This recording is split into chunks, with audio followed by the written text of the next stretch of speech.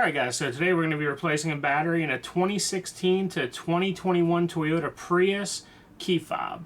And it's pretty easy, you don't need any special tools. I just have this little screwdriver to help me out a little bit, and I also have a brand new battery, which is a 2032. You're going to need one of those.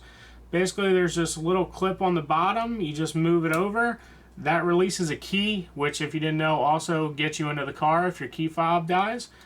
And basically just stick it back in the hole it came out of, and it'll allow you to separate the key fob. And then there's a spot right there, and you just stick it right in. She pops out, and you stick your new battery in, and then you just simply click it back together and stick your key back in.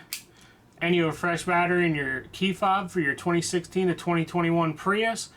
If this helped you, please hit the like button, subscribe to the channel if you want to see more, leave a comment if it helped, and we'll see you on the next one. Thanks for watching.